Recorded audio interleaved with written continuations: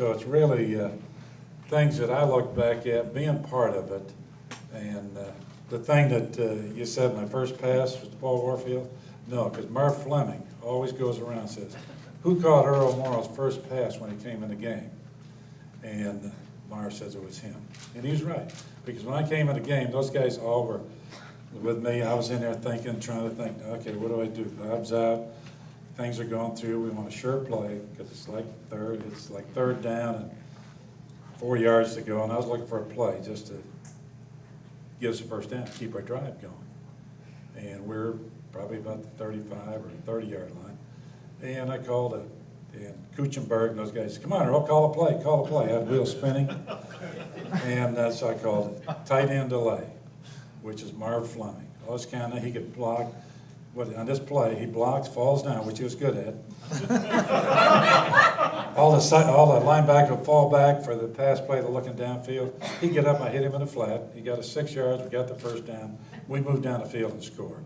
So that was the thing. Those are things you look at and think about.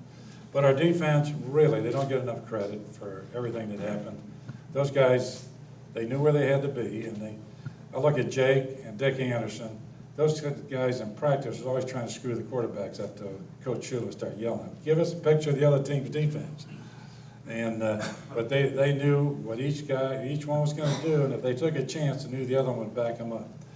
And that's what you got to have, is teamwork with all of it. And I look at it and think, everybody says, well, I was 38 years old. How did I get traded to the Dolphins? How did Shula pick me up? And everybody asks me, what's his greatest asset as a head coach? And I always tell them, hey, he's a great judge of talent. I'm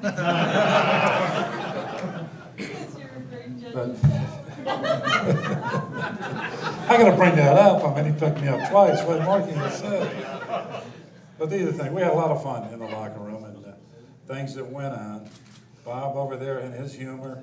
I remember my son was ball boy out there for a while, and naturally you go through defense, go through offense, defense, plays and things and skeletons, and it just so happened Bob and I were alternating, and the defense was going through, giving us a picture, and naturally as you get it's a little hot, a little tiring, and as you hold the ball up, we didn't have a center, the line was off working, the center, so we'd take about one step before we'd say set, hut, and go back and set up, and Shula, well, you guys are starting too early.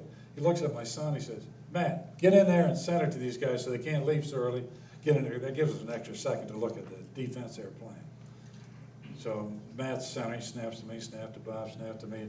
He goes to Bob, and Bob goes, oh, God, dang. He says, I thought he broke his finger. And Bob said, oh, damn it, Matt, did you do anything to get your dad to play?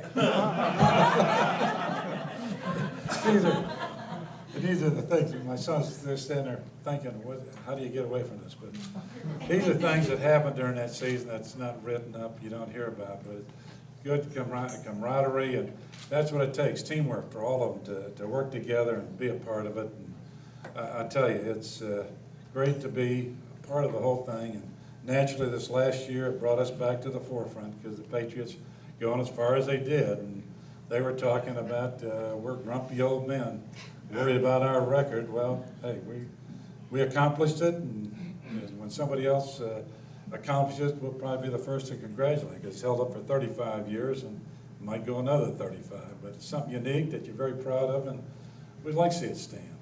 And it's just a pleasure working with all these guys and being part of it, that things go on, you have a great time with it, and I tell you, we hope it keeps going forever. Yeah.